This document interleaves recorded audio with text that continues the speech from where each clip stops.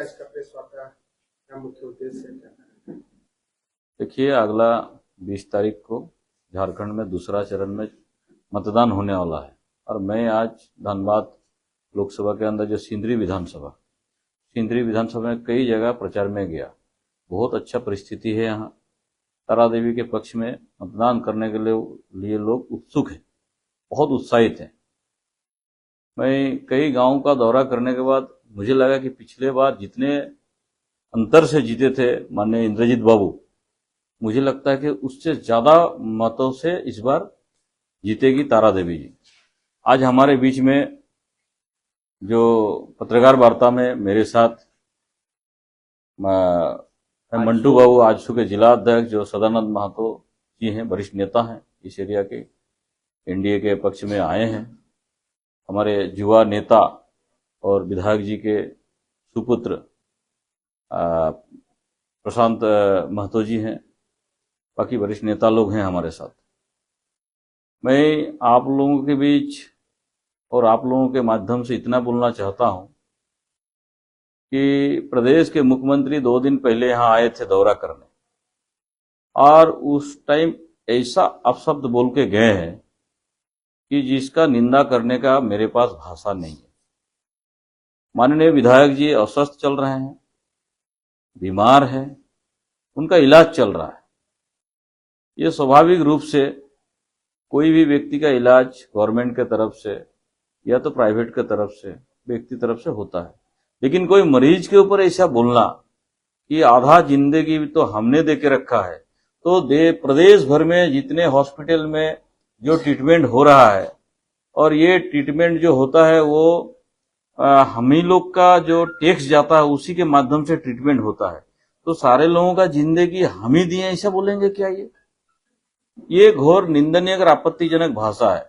मुझे लगता है मुख्यमंत्री जी इसमें उनको कम से कम खेद जताना चाहिए, माफी मांगना चाहिए, क्योंकि अपने जेब से तो मुझे नहीं लगता देते होंगे। आज अगर देते होंगे तो बता दीजिए कि जो जमीन आप घोटाला में लिए थे वही जमीन बेच के क्या इलाज करवा रहे हैं ना क्या कर रहे हैं?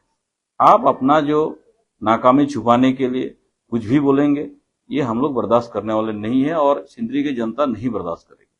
मैं कई गांवों में घूमा, ग्रामीणों से बातचीत किया। बातचीत करने के बाद लोगों का जो रुझान था, बातचीत था, इसमें पता चला कि पिछले हेमंत सरकार यहाँ सिर्फ और सिर्फ राजनीतिक उद्देश्य से यहाँ कुछ करने नहीं दे रहे थे। उसका एक ही टारगेट था कि यहाँ विपक्ष का विधायक है तो यहाँ कुछ विकास ना हो। फिर भी इंद्रजीत बाबू अस्वस्थ रहने के बावजूद भी उनके जो टीम, उनकी धर्मपत्नी पूरा जोर शोर से लगा हुआ था कंटिन्यू यहाँ विकास का रफ्तार को बढ़ाने के लिए।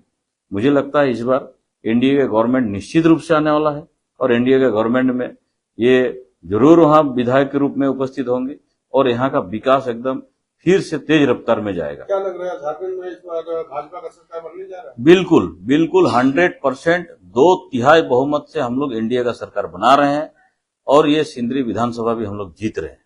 राज्य में भाजपा एक नारा दे रही है, रोटी बेटी माटी, कितना मजबूत देख पा रहे हैं? देखिए, यहाँ पिछले 5 साल में बेटी भी रो रही है, माटी भी रो रहा है।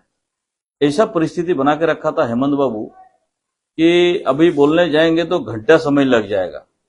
यहाँ बलात्कारियों को खुला छूट दिया जाता है, भ्रष्टाचारियों को खुला छूट दिया जाता है, मर्डरर को पूरा छूट दिया जाता है।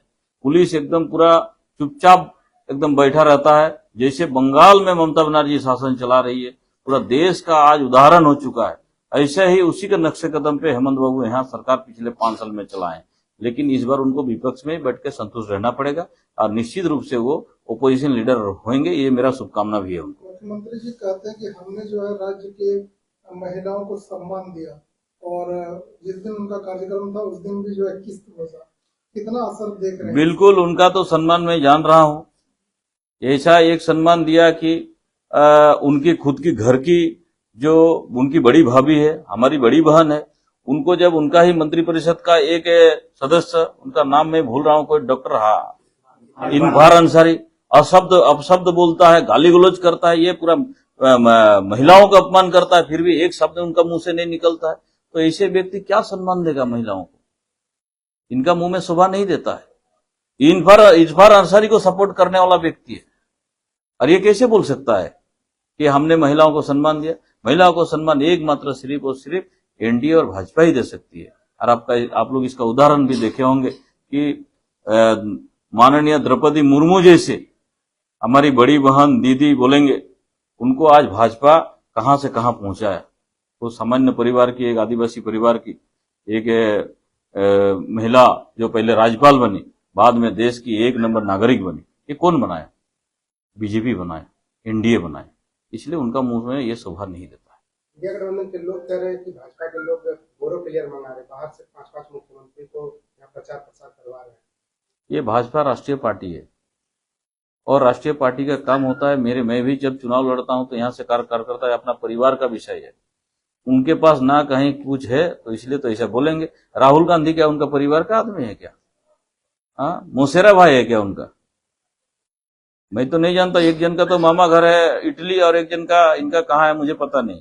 मोसेरा भाई होगा तो पता नहीं, दोनों रिलेटिव है। तो हेमंत का कहना है कि हम दे रहे हैं मैया समाज, कॉपी कर रहा है भाजपा। भाई ये तो हम लोग का ही योजना है। हम लोग देश भर में अलग अलग नाम से अलग अलग प्रदेश में कंटिन्यू चला के आ रहे हैं। और ये वोट के टाइम क्यों किया, इसके पहले क्यों नहीं किया? मैं ही पूछना चाहता हूं आप लोग के माध्यम से मुख्यमंत्री साहब को। आप 2019 में आए, क्या क्या किए, कौन सा विकास किए ये बताइए। 5 लाख नौजवान को नौकरी देने का बात था, 5,000 भी दिए हैं एक साल में। दिखा सकते हैं क्या? नहीं दिखा सकते। भ्रष्टाचारी इतना क्यों एकदम पूरा बोल बला लेके घूम रहा है, क्यों इतना उफान पे है? कोयला बालू ये सब कौन करता है? आप ही का तो आसपास में घिरे हुए व्यक्ति करता है। हाँ, आप ये सबको डेवलपमेंट दिए हैं, जो चोर डकैत बदमाश गुंडा रेपिस्ट इन लोग को दिए हैं, लेकिन सुबह का जनता को कुछ डेवलप आप दिए नहीं, कुछ किए नहीं। ये आपका पिछले 5 साल का ट्रैक रिकॉर्ड है और आप कोई उपाय नहीं, आपको विदा लेना पड़ेगा। भाजपा लगातार घुसपैठियों की बात कर रही है, किस तरह देख पा रहे हैं राज्य में? देखिए, पश्चिम बंगाल में जैसे मालदा मुर्शिदाबाद दोनों 24 परगना में एक विकट परिस्थिति हुआ। आज से 30 साल पहले वहां नॉर्मल परिस्थिति था, 30-40 साल पहले। आप लोग जम्मू कश्मीर में देखे होंगे, कश्मीर का क्या परिस्थिति 91-92 में परिस्थिति बना था। ऐसे ही सिचुएशन पूरा संथाल परगना के साथ साथ पश्चिम बंगाल के 5 जिला जो जिसको जंगल महल बोलते हैं, डेमोग्राफी पूरा चेंज हो गया है। अब इसका असर कुछ दिनों में दिखाई देगा। और ये वोट बैंक के लिए ही आपका ये ममता बनर्जी और हेमंत सरकार कर रहा है। और इसमें कुछ लोगों का उद्योग धंधा बना दिया है। बिजनेस के तौर पे देखा जाता है कि रेशन कार्ड बना दो, उसका वोटर कार्ड बना दो, उसका आपका आधार कार्ड बना दो और इसका पैसा लो। इस हिसाब से इन लोग का केडर लगा हुआ है बिजनेस के तौर पे। और ये देश का खतरा के लिए बहुत बड़ा चैलेंज बन के आया है सामने। सदन में आवाज उठाएंगे इस बात? बिल्कुल, आवाज तो उठाते रहता है। मैं ही गृह मंत्री जी को 2-2 पत्रक लिखा हूं। सदन में भी आवाज उठाएंगे और यहाँ सरकार आएगा तो सारे घुसपैठियों को यहाँ से खदेड़ के भगाएंगे, किसी को रहने नहीं देंगे।